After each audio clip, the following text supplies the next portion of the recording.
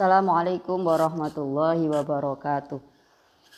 Selamat sore sahabat-sahabat Aswaja Muda di mana saja berada. Alhamdulillah hari ini kita bisa bertemu kembali dalam kajian rutin Kitab Adabul Islam fi Nidhamil Usrati setiap Senin sore.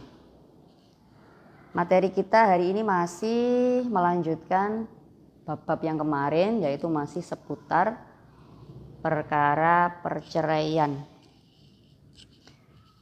Pada beberapa pertemuan yang lalu kita sudah membahas tentang hukum-hukumnya bercerai, kemudian macam-macamnya, macam dan jenis perceraian, serta berapa lama iddah dari seorang yang bercerai.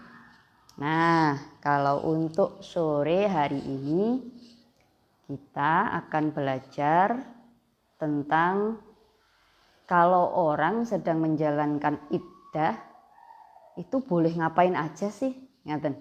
Atau apa yang nggak boleh? Jadi apa yang boleh dan apa yang nggak boleh dilakukan ketika seorang wanita menjalani masa iddah. Nah, itu nanti akan kita ulas dalam bab sore hari ini. Sebelumnya mari kita bertawasul dulu kepada Rasulullah, para sahabat, para tabi'in, kepada musannif kitab Adabul Islam fi Nidhamil Usrati, kepada para ulama, kepada guru-guru kita. Semoga kita senantiasa diberikan kemudahan dan keberkahan dalam mencari ilmu. Ila hadratin Nabi Mustafa Sayyidina Maulana Muhammadi wa ala alihi wa dzurriyyati wa ikhwanihi minan nabiyil mursalin wa kulli ashabi kulli ajma'in wa tabi'in wa khusna syamil qadir jalina radhiyallahu anhu ajma'in alaina bi barakatihim wa syafa'atihim wa ulum fid-dharain wa khususan sanad hadzal kitab wa khusna jami' ulama'il amilin. Lahumul Fatihah. A'udzu billahi minasyaitonir rajim. Bismillahirrahmanirrahim. Alhamdulillahirabbil alamin arrahmanir rahim maliki yaumiddin iyyaka na'budu wa iyyaka nasta'in ihdinas siratal mustaqim siratal ladzina an'amta 'alaihim ghairil maghdubi 'alaihim waladdallin amin. Bismillahirrahmanirrahim.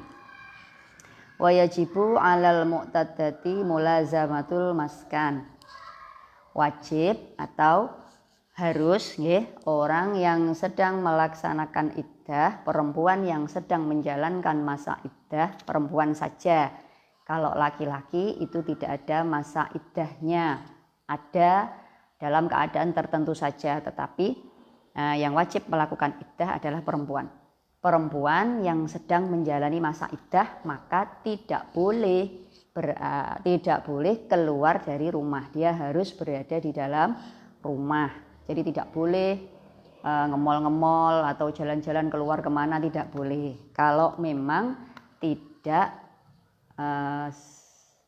bukan sesuatu yang urgent, bukan sesuatu yang darurat, maka dia harus tetap berada di dalam rumah. Ya situasinya mungkin seperti sekarang masa pandemi ini ya, kita kan dianjurkan untuk tetap berada di dalam rumah dan tidak usah keluar kalau memang tidak perlu sekali. Begitu ya, begini nih, orang yang sedang iddah itu ya seperti kita saat pandemi ini, tidak perlu keluar rumah, tidak boleh keluar rumah kalau memang bukan sesuatu yang sangat penting atau sesuatu yang sangat urgen. Kalau masih bisa dilakukan di dalam rumah, maka lakukanlah di dalam rumah. Pesan makanan dari rumah bisa, ya dari rumah saja. Belanja keperluan keseharian dari rumah, ya dari rumah saja, tidak perlu keluar. Kalau sekarang kan sudah mudah sekali, gitu, sudah mudah sekali, apapun bisa dilakukan melalui gadget. Nah, itu jadi tidak perlu keluar rumah sama sekali, itu bisa. Nah, kembali lagi bahwa orang yang sedang melaksanakan masa iddah harus berada di dalam rumah saja. Tidak boleh keluar kemana-mana kecuali dalam keadaan darurat. Illa idza khafat, darurat itu apa? Nah, yang masuk darurat itu apa? Nah, jadi boleh keluar rumahnya kalau apa? Illa idza khafat ala nafsiha au maliha. kecuali jika dia mengkhawatirkan dirinya atau hartanya, kecuali dia takut atau khawatir terjadi sesuatu terhadapnya, terhadap anaknya atau terhadap hartanya. Dari apa? Min hadamin aw harokin, dari rumah roboh misalnya. Di sini contohnya nggih, dari kalau rumahnya roboh, ada gempa, ya otomatis kan keluar, lari keluar rumah. Boleh itu. Jangan tetap di dalam rumah, nanti malah kerobohan mati gitu. Jadi boleh keluar rumah kalau dalam keadaan darurat. Aw harokin, atau kebakaran. Boleh, rumahnya kebakar, dia keluar rumah boleh, lari keluar rumah boleh. Aulususen, atau ada pencuri, ada perampok yang sekiranya membahayakan dirinya, membahayakan anaknya, dia keluar rumah boleh. Nah, au ta'adat minal jiron au min aqaribi zaujiha, atau dia kalau di dalam rumah itu disakiti tetangganya atau disakiti keluarga suaminya, baik secara fisik maupun secara ucapan, secara verbal seperti itu nggih. Misalnya dia didai suaminya meninggal, kemudian ada kerabatnya yang ngomong, kamu itu sudah bukan istrinya, kamu tidak boleh di sini, kamu tidak pantas berada di rumah ini. Nah, disakiti seperti itu, disuruh keluar dan lain sebagainya, yang dia tidak aman berada di situ, maka boleh dia keluar dari rumah. Itu tadi beberapa, masih banyak lagi contohnya, masih banyak lagi keadaan-keadaan darurat yang memperbolehkan seorang wanita iddah itu keluar dari rumahnya. Au ihtajat ila syira'i syai'in, atau dia membutuhkan, perempuan tadi membutuhkan untuk syira'i syai'in au bai'ihi, jual beli sesuatu yang memang jadi kebutuhan primernya dia. Membeli kebutuhan pokok yang dia tidak mungkin hidup jika tidak membeli itu, beras misal, gula, atau mungkin bayar listrik dan lain sebagainya, yang itu adalah kebutuhan pokok, kebutuhan primer yang dia tidak mungkin bisa hidup kalau tidak keluar untuk membelinya, maka dia boleh keluar. Tapi kalau selagi itu bisa dilakukan di dalam rumah seperti saat sekarang, ya tidak perlu keluar. Wala naiban laha, kalau memang boleh keluar kalau memang tidak ada orang yang menggantikannya, nggak punya pembantu, nggak punya teman, nggak ada yang disuruh. Nah, baru dia boleh keluar untuk melakukan sesuatu, untuk membeli sesuatu, untuk menjual sesuatu. Tapi sekali lagi, kalau masih bisa dilakukan dari dalam rumah, maka tidak perlu untuk keluar rumah. Wala ba'sa bi khurujiha lailan li ziyaratil ahli wal jiron. Kemudian boleh lagi seorang yang iddah itu boleh keluar, tidak berbahaya, tidak apa-apa, ngoten nggih. Boleh keluar di malam hari untuk berkunjung ke rumah keluarganya atau ke rumah tetangganya. Tentu yang rumahnya dekat nggih, untuk mencari hiburan. Lil hadisi ma'ahum idza aminat al fitnah. Mencari hiburan niku maksudnya menghibur hati, bisa ngobrol, bisa bercanda sehingga dia sedikit terlupakan dari kedukaannya. Jadi tidak hanya di dalam rumah, nanti kalau di dalam rumah terus lihat bajunya sedih, lihat tempat tidur sedih lagi, lihat beberapa barang-barang kenangan dari suaminya dia sedih. Nah, ini boleh mencari selimuran, lek basa Jawa mencari selimuran ngaten nggih. Boleh pergi ke rumah tetangganya, ke rumah keluarganya, ngobrol-ngobrol, sekedar ngobrol-ngobrol untuk meluangkan hati, untuk melapangkan dada, itu boleh. Asalkan memang tidak menimbulkan fitnah atau tidak menjadi bahan gunjingan orang lain. Kalau tetangganya itu misalnya duda, seorang duda, ya jangan main ke situ. Nanti bisa jadi bahan gosip. Orang itu janda, suaminya baru meninggal, kok main ke rumah tetangganya yang duda. Loh, katanya boleh, kan saya cari hiburan, kan saya cari curhatan. Lah ya jangan, milihnya ya jangan yang seperti itu, nanti malah menjadi fitnah. Jadi boleh, tapi ya dikira-kira, kira-kira mana yang aman dari fitnah, kira-kira mana yang aman bagi saya, kira-kira mana yang tidak menimbulkan gunjingan dari tetangga. Wala yajuzu al mabit indahum, tapi tidak boleh menginap. Ngobrol-ngobrol boleh, tapi pulangnya juga jangan malam-malam. Jadi nanti tidak menimbulkan sesuatu yang mencurigakan bagi orang lain. Ngaten lho nggih. Jadi bukan nggak boleh sama sekali, orang iddah itu bukannya nggak boleh sama sekali keluar rumah, bukan. Boleh asalkan dia keluar rumah untuk sesuatu yang darurat, dia keluar rumah untuk menghibur diri, asalkan keluarnya dia itu tidak menimbulkan fitnah, asalkan keluarnya dia itu untuk sesuatu yang baik, tidak menimbulkan omongan atau gunjingan dari orang lain. Wala antakhruja fi tijaratin aw ziraatin mada ma indaha ma yakfiha.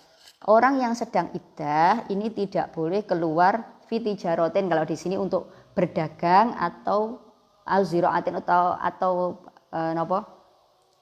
bertanam, bercocok tanam. Ya, intinya seorang yang sedang menjalani masa iddah tidak boleh keluar rumah untuk bekerja.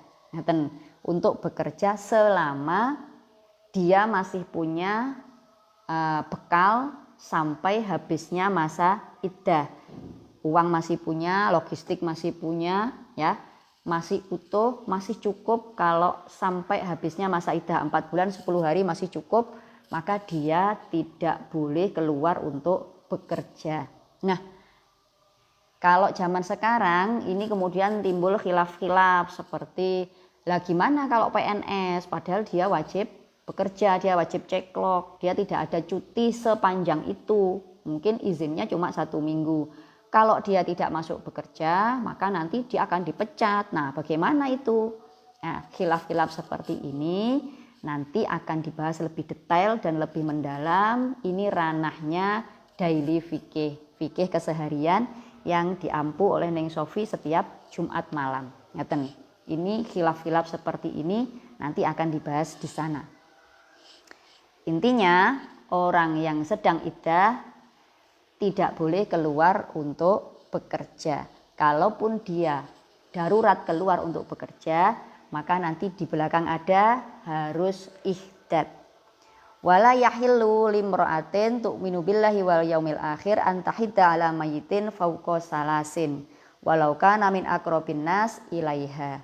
Seorang perempuan yang ditinggal wafat oleh kerabatnya, bukan suami, oleh kerabatnya, maka dia tidak boleh atau haram baginya berkabung lebih dari 3 hari. Tidak boleh berduka, tidak boleh bersedih lebih dari 3 hari.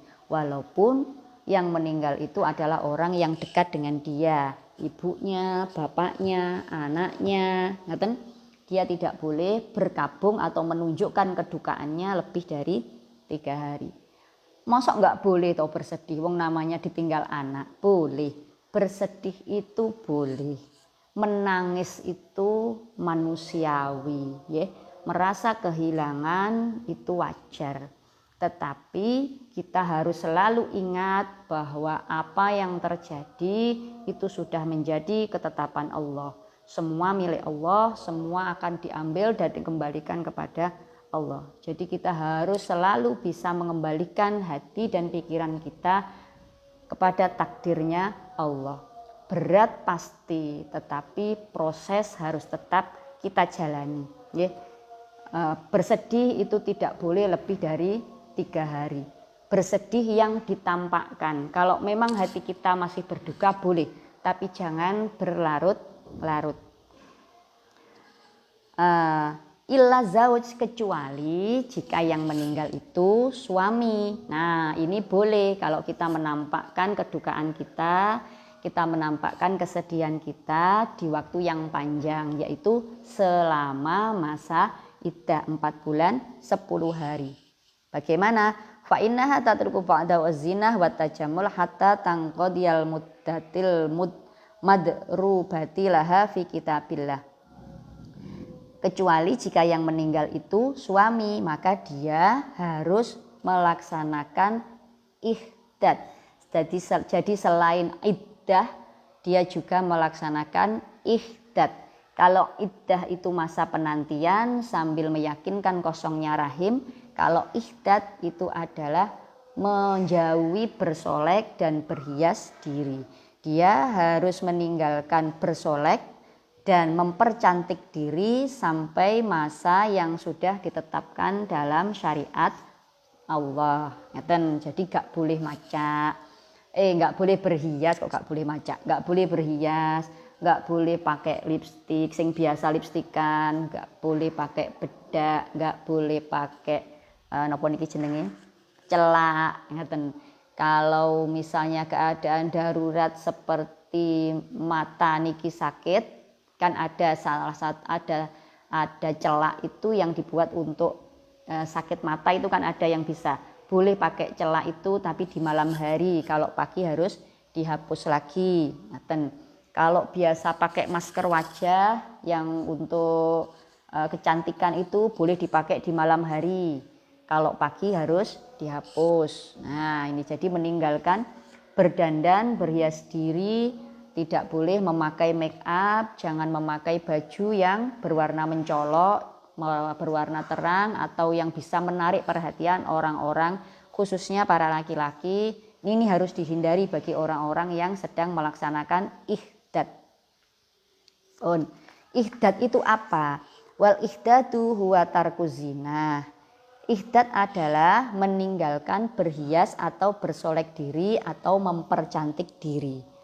Wa antam kusul mar'ah zamanan tawilan au qasiron, dan perempuan tersebut harus berdiam diri di dalam rumah pada dengan masa yang panjang ataupun yang pendek. Kok berbeda? Iya, tergantung, lihat kondisi mu'tadahnya, kondisi perempuan iddahnya.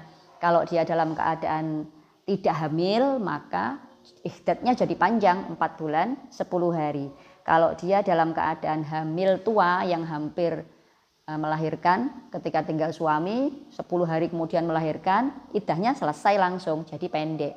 Nah, jadi panjang dan pendeknya masa iddah dan ihdatnya seorang perempuan ini akan berbeda-beda tergantung dengan kondisinya. Kemudian ihdat ini hukumnya ada 3. Wajib bagi bagi perempuan yang ditinggal mati oleh suaminya. Perempuan yang ditinggal wafat suaminya, dia wajib iddah dan wajib ihdat. Sedangkan untuk perempuan yang ditolak bain, tolak 3, maka sunnah hukumnya untuk melakukan iddah. Ini khilaf. Sunnah hukumnya untuk melakukan ihdat. Kenapa? Karena takutnya kalau dia tetap bersolek, suaminya jadi tertarik ingin menikahi dia lagi, padahal sudah tidak boleh. Maka dianjurkan atau disunnahkan dia untuk melakukan ihdat, jangan bersolek, jangan berdandan, jangan mempercantik diri, biar suaminya yang lama tidak tertarik untuk menikahi dia lagi. Sedangkan untuk perempuan yang tertolak roj'i, ini sunnah untuk meninggalkan ihdat. Justru malah dianjurkan untuk bersolek, untuk mempercantik diri jika memang dia masih mengharapkan suaminya kembali lagi.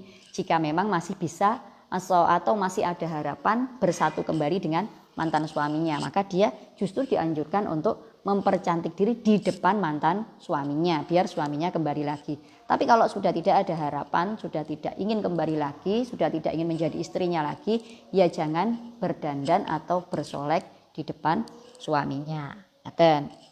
Kenapa toh seorang perempuan itu harus melakukan ihdat? Kenapa?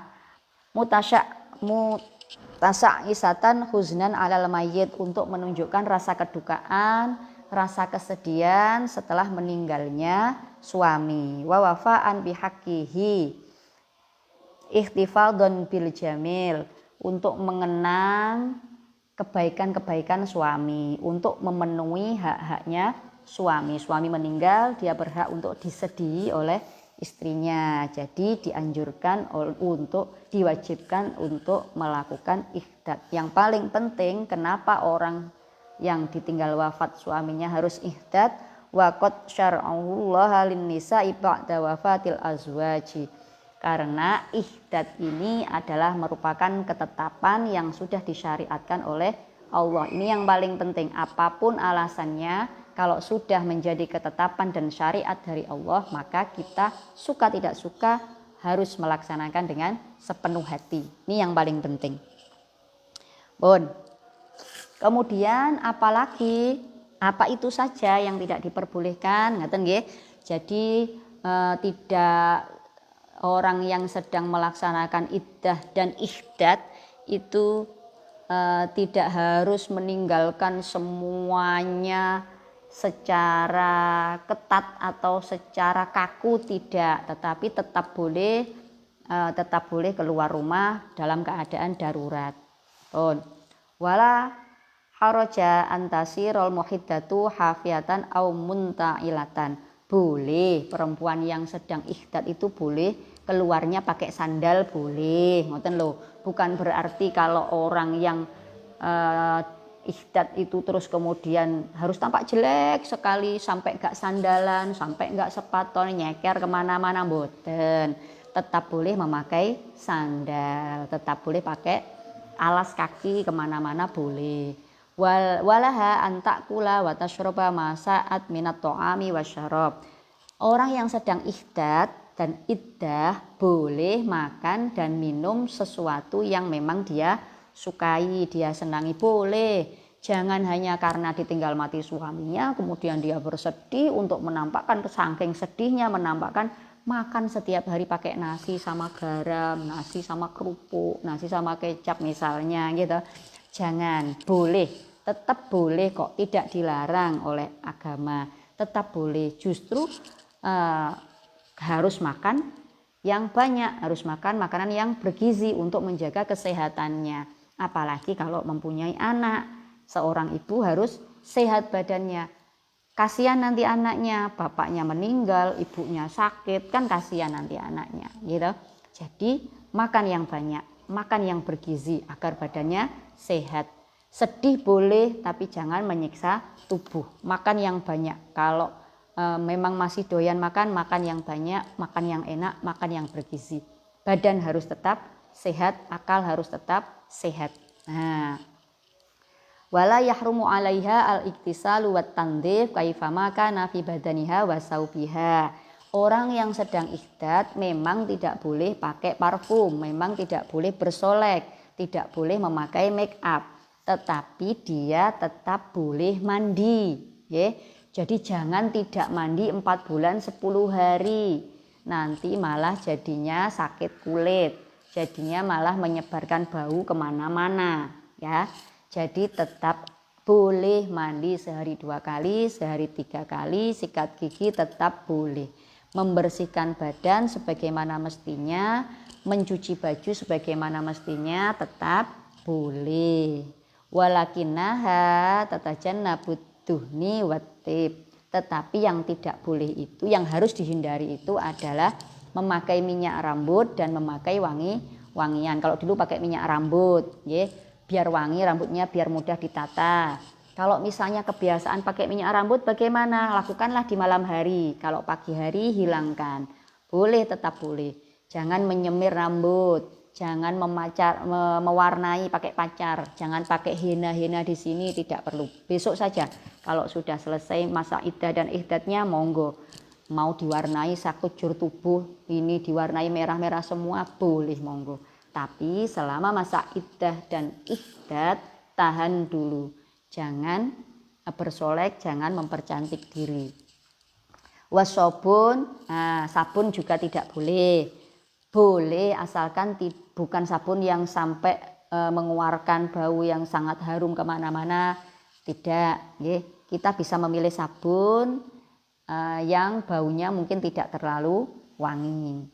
Itu pun kalau memang di rumah kita itu ada orang lain, tapi kalau kita di rumah sendirian tidak memungkinkan untuk bertemu siapapun, kita tetap boleh memakai sabun, tapi pilih yang baunya tidak terlalu wangi. Jadi orang-orang atau perempuan yang sedang menjalani iddah dan menjalani ihdad ini tidak perlu terlalu menyiksa diri. Menyiksa diri itu bagaimana? Tidak keluar kamar sama sekali, tidak mandi, tidak makan dengan alasan dia sedang berkabung atau bersedih. Ini justru tidak boleh, ya. ini justru tidak boleh. Menyobek-nyobek, menangis, meraung-raung, menyobek bajunya, menulis-nulis, mencoret-coret dan sebagainya. Ini justru tidak boleh. Oke. Sedih yang masuk akal, sedih yang manusiawi. Makan tetap makan, makan yang bergizi, makan yang banyak, mandi ya tetap mandi. Kalau butuh keluar rumah yang darurat, tetap keluar rumah. Ngobrol dengan seseorang untuk mencurahkan isi hati tetap boleh, asalkan kita yakin dan kita bisa menjaga diri bahwa apa yang kita lakukan aman dari fitnah dan aman dari gunjingan orang lain. Orang yang menggunjing pasti tetap ada, tetapi selama kita bisa membatasi diri, insya Allah omongan-omongan yang buruk itu akan hilang dengan sendirinya. Bab tentang perceraian ini sudah selesai sampai di sini. Untuk bab selanjutnya akan kita bahas pada pertemuan minggu depan. Semoga apa yang kita pelajari pada sore hari ini benar-benar menjadikan ilmu yang manfaat. Kurang lebihnya mohon maaf. Assalamualaikum warahmatullahi wabarakatuh.